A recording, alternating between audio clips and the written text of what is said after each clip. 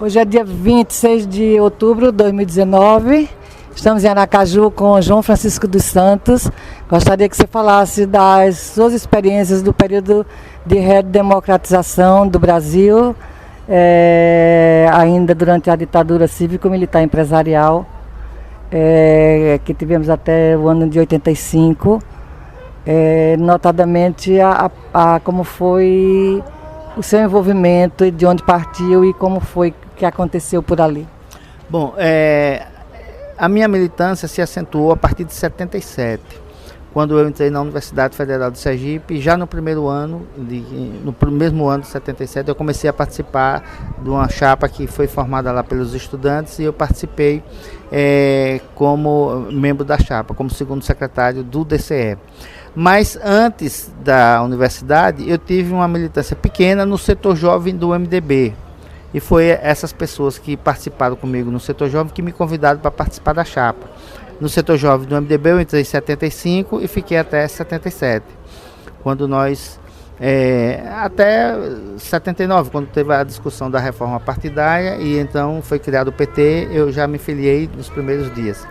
Mas então tive uma militância intensa, né? Evidentemente que nesse período já foi o período da reconstrução das entidades estudantis, como os DCEs. Aqui a gente tinha a UEE, que não conseguimos reconstruir a UEE, mas fizemos um levantamento documental da UEE, da existência da UEE.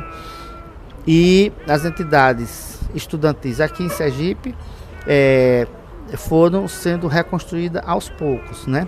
A gente não tinha eleição direta para o DCE. A gente já, no ano seguinte, 78, a gente fez já a primeira eleição direta para o DCE, porque a gente tinha aqueles decretos, o 477, né, e o 228, que proibia a reunião estudantil e proibia também a eleição direta de estudantes nas suas entidades estudantis. Mas em 78 nós conseguimos fazer uma eleição que inclusive foi...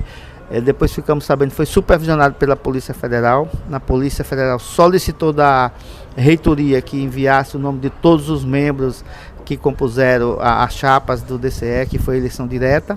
E acredito que, pelo que nós ficamos sabendo, foi uma das primeiras eleições diretas que nós tivemos no Diretório Central dos Estudantes, porque até então as diretorias eram eleitas por um colegiado, que eram os representantes dos centros acadêmicos. Cada centro acadêmico tinha direito a 2 votos. E então fazia a reunião e escolhia a diretoria, a chapa inscrita para concorrer ao Diretório Central dos Estudantes. Mas nós fizemos em 78, em novembro de 78, nós fizemos a primeira eleição direta.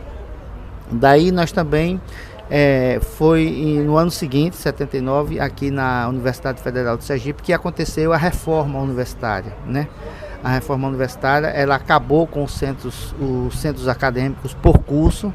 Ela foi criado aqui 4 centros de ensino: o centro CCET, que era o de ciência da tecnologia, o CCPS, que era a área da saúde, o CCSA, que era das ciências sociais e aplicadas, e o CSH,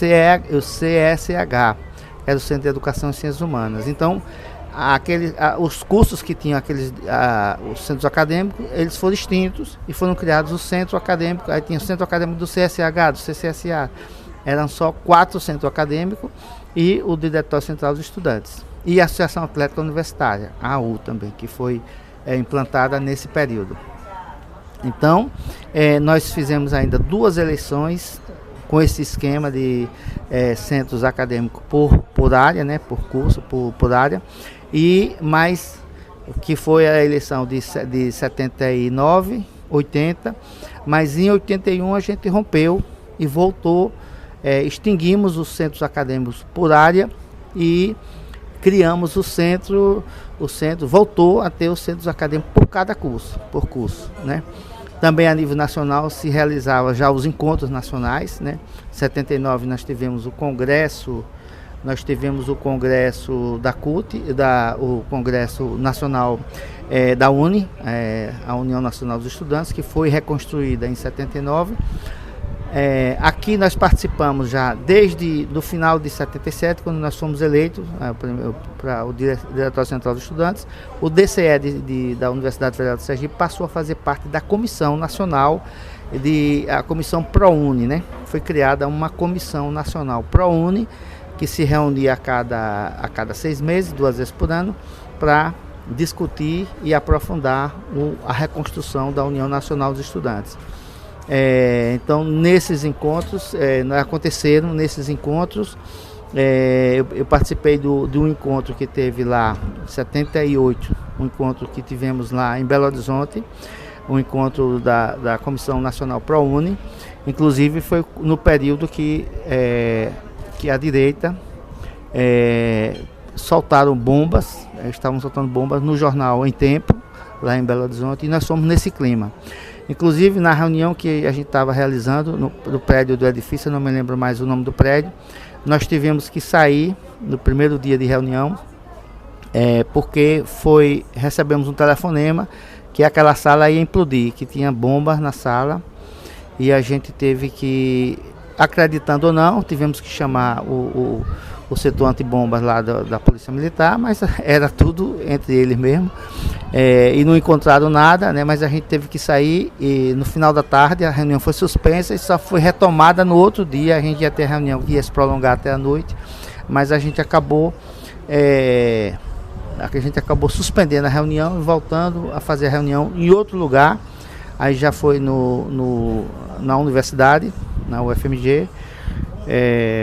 No outro dia, no dia seguinte, a gente fez uma reunião lá para discutir toda essa discussão da reconstrução da União Nacional dos Estudantes, né?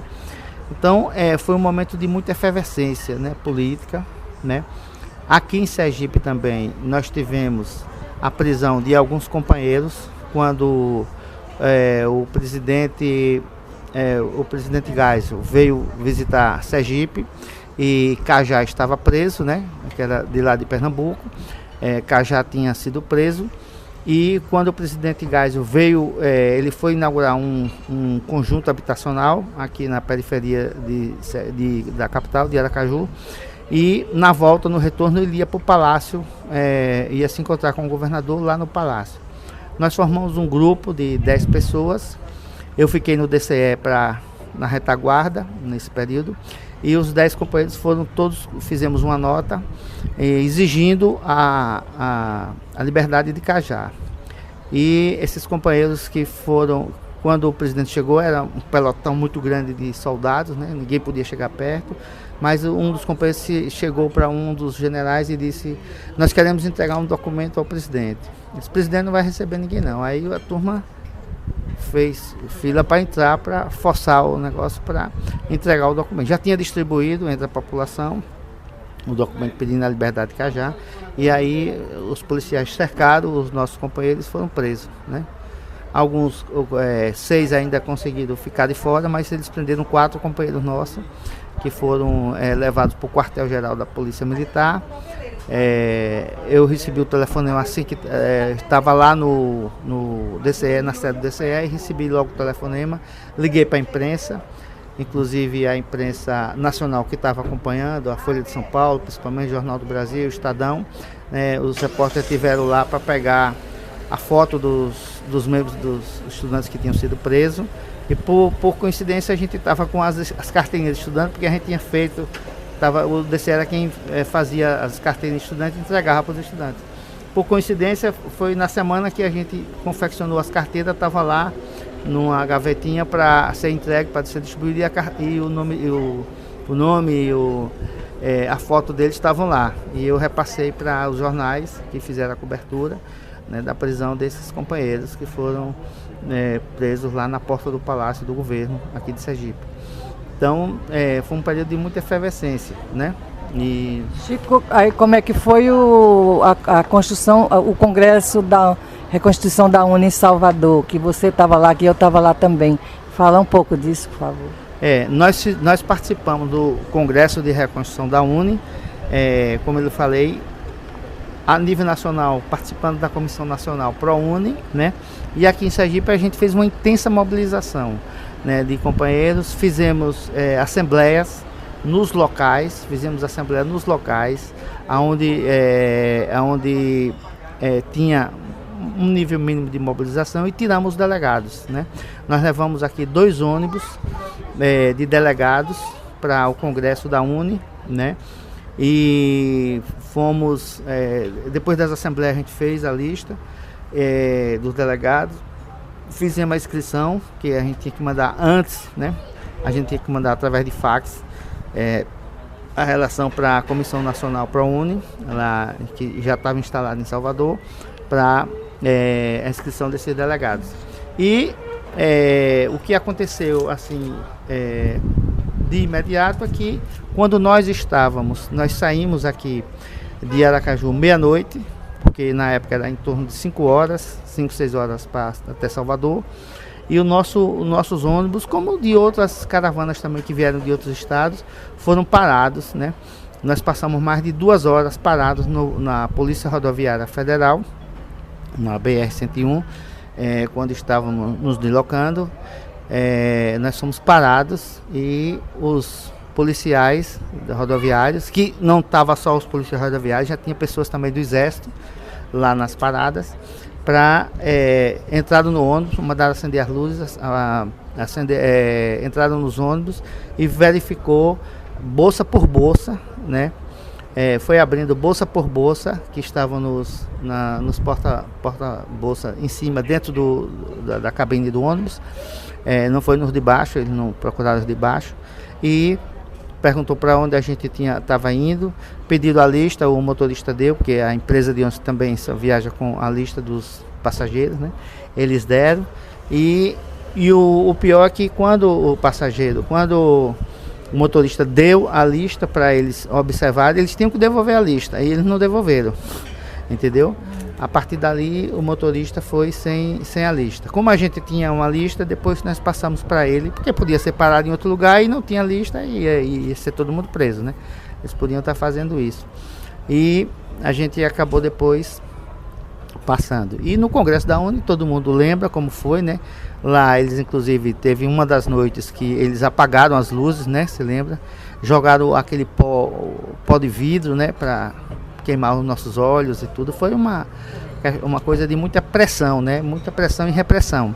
E aqui também, nós ficamos sabendo depois, através do pró-reitor de Assuntos Estudantis, que era o professor Zé Paulino, que a Polícia Rodoviária, a Polícia Federal também, no dia anterior à viagem, que a gente ia viajar para o Congresso da UNE, eles solicitaram a lista mandada para o reitor diretamente, né? O reitor, aqui a reitoria negou, aqui a reitoria não deu.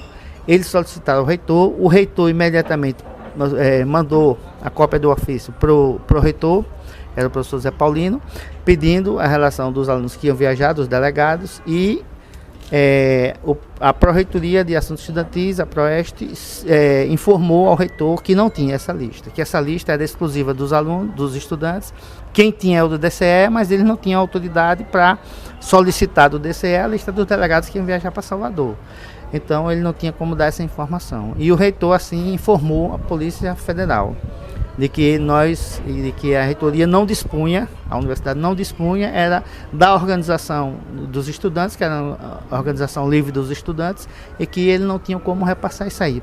Talvez por isso eles tenham tomado a lista, né, lá do ônibus, no meio do caminho, porque para a gente viajar, você sabe que em qualquer época, sempre a empresa de ônibus que a gente contrata, ela exige, né, a relação das pessoas, o nome, a RG, né?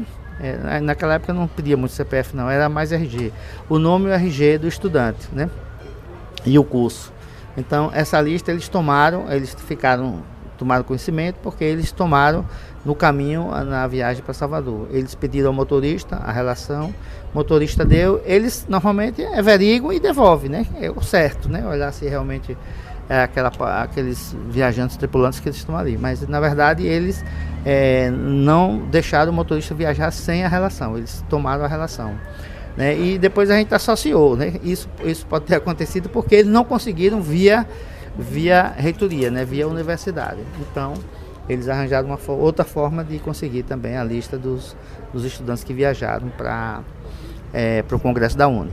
Ô Chico, em Salvador eu lembro que a população de Salvador recebeu a gente em casa, assim, eu não sei se todo mundo, mas eu mesma fiquei hospedada na casa de alguém, dos moradores de Salvador. E eu achei essa experiência fantástica, porque eles estavam recebendo a gente em casa para participar do congresso. Você lembra disso? Como é que foi isso? Onde você ficou? Eu lembro, foi assim, como nós levamos uma delegação grande, que foram em torno de 90 alunos, era para ser 100, porque cada ônibus é 50, mas no dia faltaram alguns, foi em torno de 90 nomes, 90 pessoas. E esses delegados que viajaram, nós ficamos num colégio, né?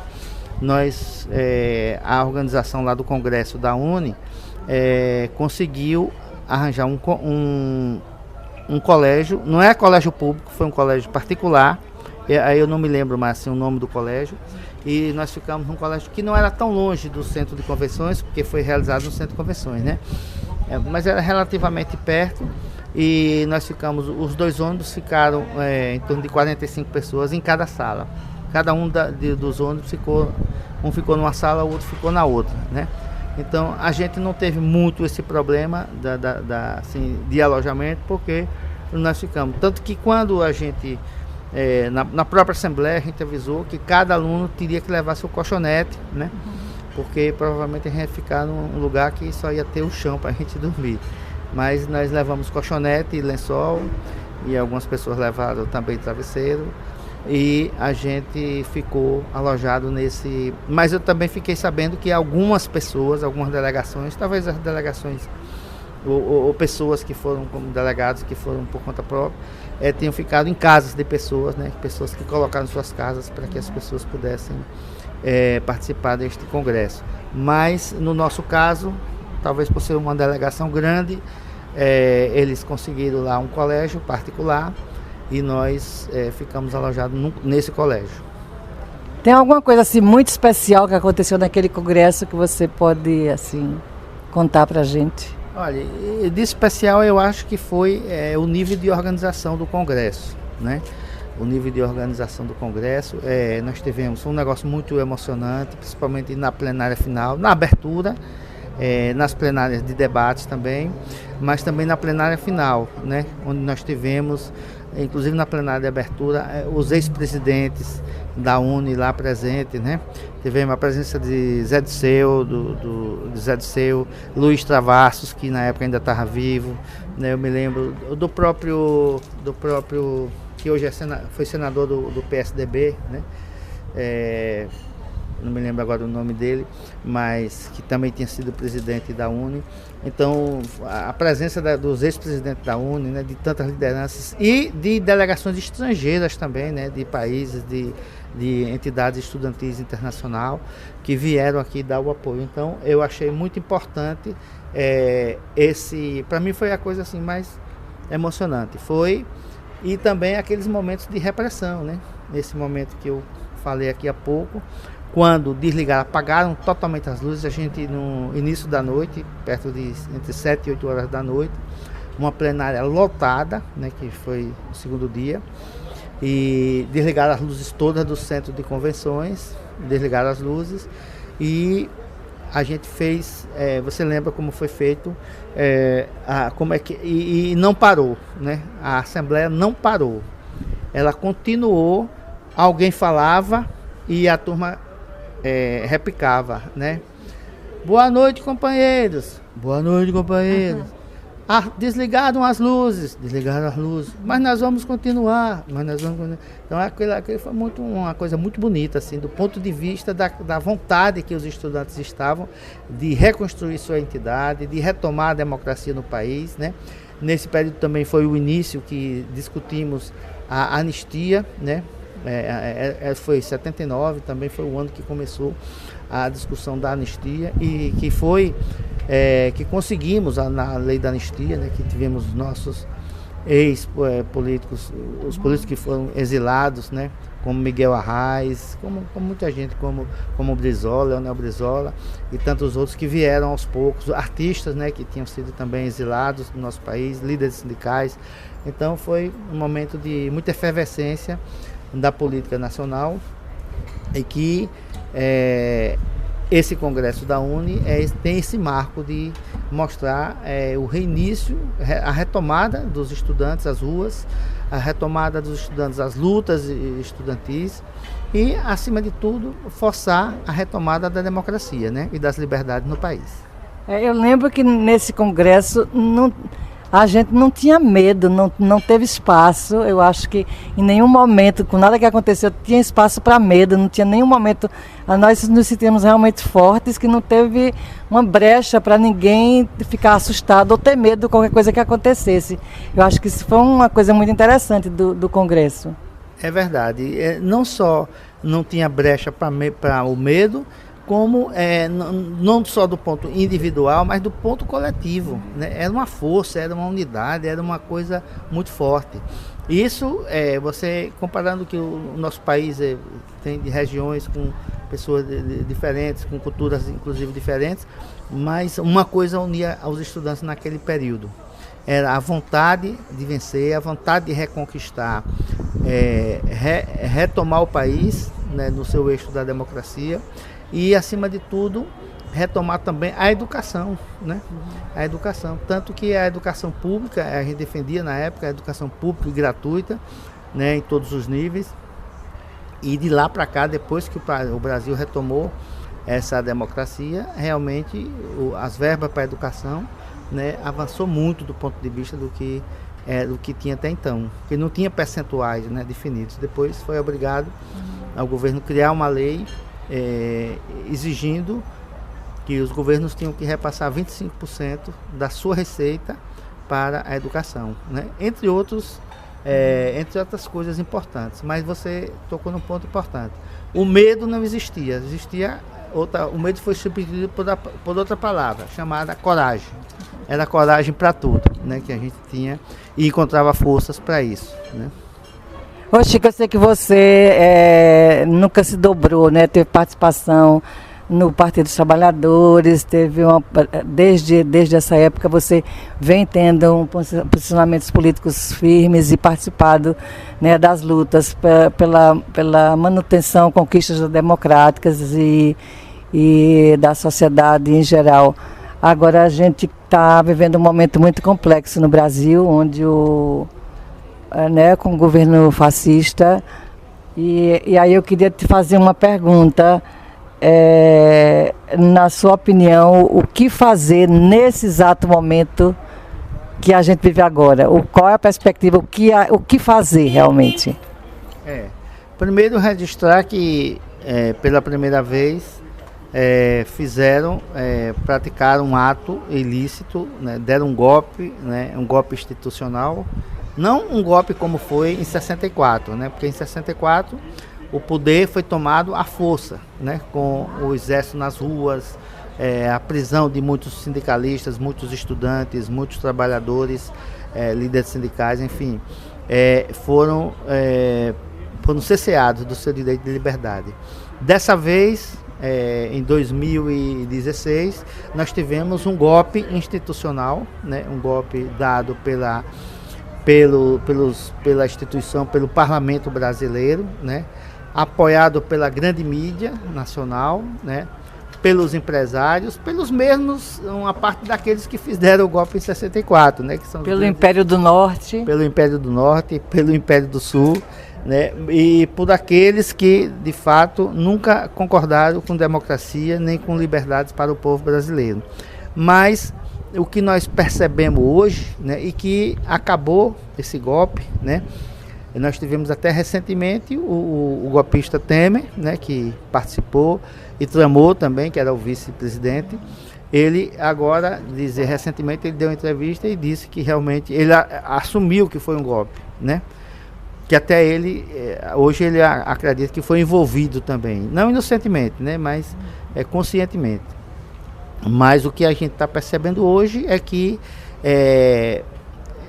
democraticamente, o país elegeu, né, criaram também a Operação Lava Jato com um objetivo só, né, que era acabar com esse mando do povo ter ousadia, do povo ter o direito de viajar de avião, o direito de conquistar espaço nas universidades. Só para você ter uma ideia, aqui em Sergipe só existia um campus universitário da Universidade Federal de Sergipe. Hoje são 5 campos instalados no interior do estado, né, da própria Universidade Federal de Sergipe. Sem contar com o avanço dos IFES, né, dos Institutos os Institutos Federais, que foram transformados também em nível superior, que era de nível médio, e avançou para nível superior.